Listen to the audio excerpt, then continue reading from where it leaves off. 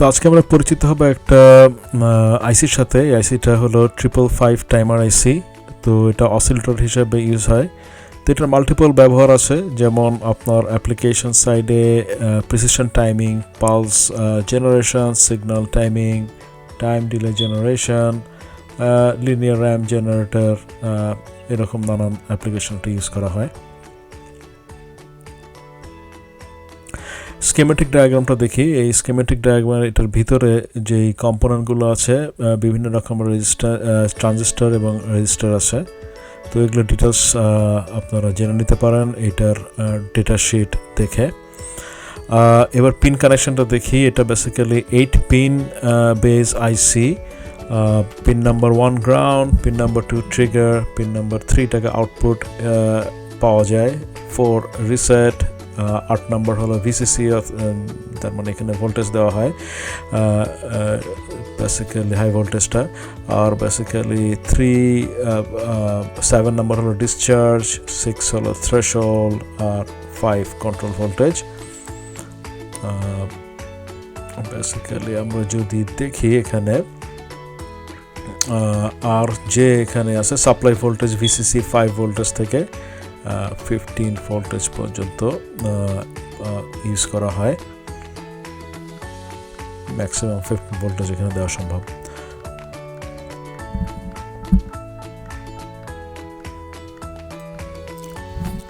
এখন আমি দেখি এখানে একটা 555 টাইমার্স অসিলেটর। এটা বেসিক্যালি এখানে যে সার্কিটটা দেখতে পাচ্ছেন এটা হলো স্টেবল অসিলেটর। তো এখানে আমরা যেটা ইউজ করব, দুইটা রেজিস্ট্যান্স আমরা ইউজ করছি, R1 1K, R2 হলো 330K। একটা ক্যাপাসিটর আমরা ইউজ করব 2.2 মাইক্রোফ্যারাডের। আর বাকি ক্যাপাসিটরটা এটা বেসিক্যালি জাস্ট স্টেবিলিটির জন্য ইউজ করা হয়।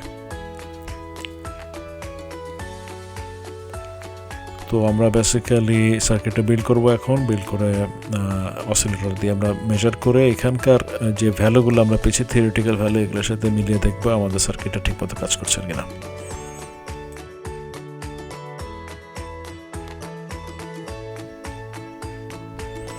তো এখন এখানে আমার যে 555 টাইমার সার্কিটটা সেটা দেখাচ্ছি এখানে। তো এখানে আমার যে দুইটা রেজিস্ট্যান্স আছে, একটা হলো 1K আর একটা 330 কিলো ওহমস।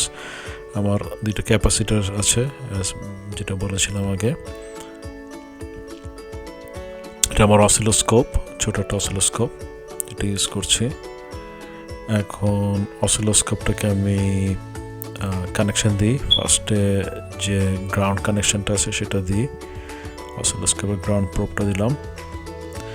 আর তার আগে এখানে বলে দিই যে ব্যাটারি আমার যেটা আছে, আমার এখানে 4টা 1.5 ভোল্টেজ ব্যাটারি ইউজ করেছি।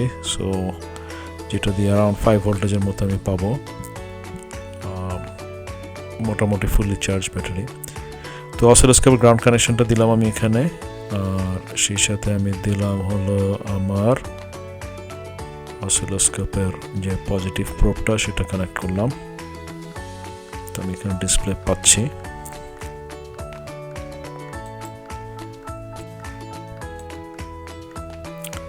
তো এখানে আমি দেখতে পাচ্ছি আমার অসিলোস্কোপের যে মেজারমেন্টটা। তো অসিলোস্কোপ আমার এখানে অলরেডি ভ্যালুগুলো দেখিয়ে দিচ্ছে। আমার ভিপিপি আছে 5.4 ভোল্টেজ। এটা আরেকটা অসিলোস্কোপ, দুইটা অসিলোস্কোপ আমি দিয়েছি আমার মেজারমেন্ট দেখার জন্য। আমার ফ্রিকোয়েন্সি 1.1 হার্টজ, আমার ডিউটি সাইকেল 50%।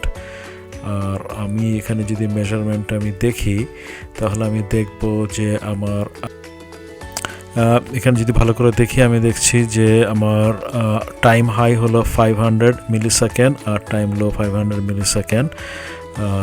তো এই প্রতিটা ছোট ঘর এখানে 500 মিলিসেকেন্ড করে। আর পিক টু পিক ভোল্টেজ আমি 4.74 ভোল্টেজের মতো পাচ্ছি। তো এটা এক্স্যাক্টলি দ্য সেম মেজারমেন্ট যেটা সার্কিট ডিজাইন আমরা দেখিয়েছিলাম, তো সেটার মতোই মেজারমেন্ট দেখানো যাচ্ছে।